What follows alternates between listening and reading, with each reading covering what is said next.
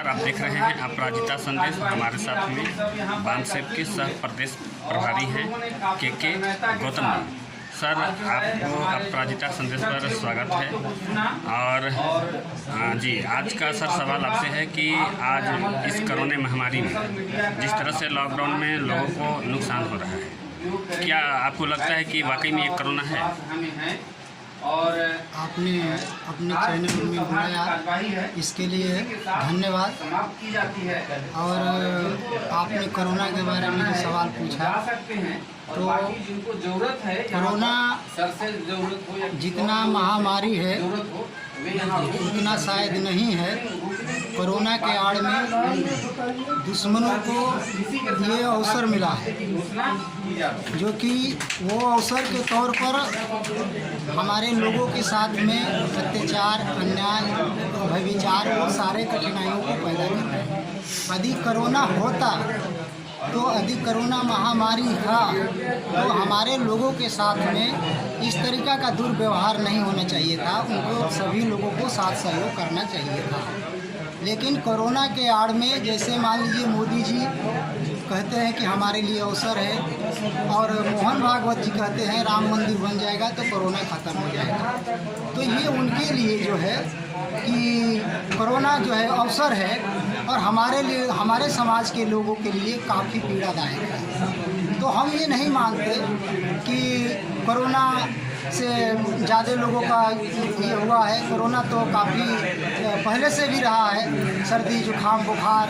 और मेरा मानना है कि जब कोरोना 5000 था तो पूरा भारत लॉकडाउन हुआ था। जब लाखों में हो गया तो फिर लोगों को छोड़ दिया गया खुलेआम घूमने के लिए।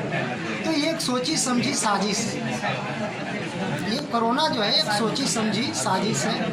जैसे में बिहार के अंदर में चुनाव हो रहा है, और इस चुनाव के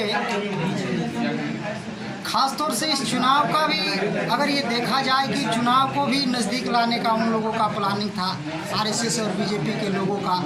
और वो समाज के अंदर में वो इसलिए नहीं जा सकेंगे, नहीं जा पा रहे हैं ताकि उनको मालूम है कि हम लोगों ने समाज में कोई काम किया नहीं है और समाज हमको अपमानित करेगा, प्रताड़ित करेगा। इसलिए वो लोग वर्चुअल मीटिंग की प्लानिंग बना करके और वो फिर ईवीएम के माध्यम से अपनी सरकार बनाएंगे। और ख़ास तौर से बीजेपी ऐसा प्लान बना रही है कि ताकि हम पूर्ण रूप से अपने बहुमत की सरकार को लाएं। और जो हमारे पिछड़े और अल्पसंख्यक या शेड्यूल कास्ट के जो प्रत्याशी नेता हैं और राजनीतिक नेता हैं, वो ईवीएम पर फोकस नहीं कर रहे हैं, ताकि हमारा सबसे बड़ा जो सत्यानाश का जो जड़ है ईवीएम है, और इससे हमारा बहुत बड़ा नुकसान हो रहा है। तो ये चुनाव जो है, चुनाव को लेकर के वो बहुत बड़ा षड्यंत्र लोग किया है, क्योंकि हमारे समाज के लोगों को काफ़ी झेलना पड़ा है। और इसको लेकर के उन लोगों ने हम लोगों के साथ में ऐसा षड्यंत्र करा चाहिए। तो सर मैं जानना ये बताया जाए सर कि ये इसका क्या विकल्प हो सकता है, इस कारण का क्या? देखिए, इसका विकल्प जिस तरह से दुश्मनों ने सोची समझी साजिश जो हमारे लोगों के साथ में कर रहे हैं, तो मात्र एक विकल्प है कि हमारे समाज को SC ST OBC के लोगों को संगठित आना चाहिए।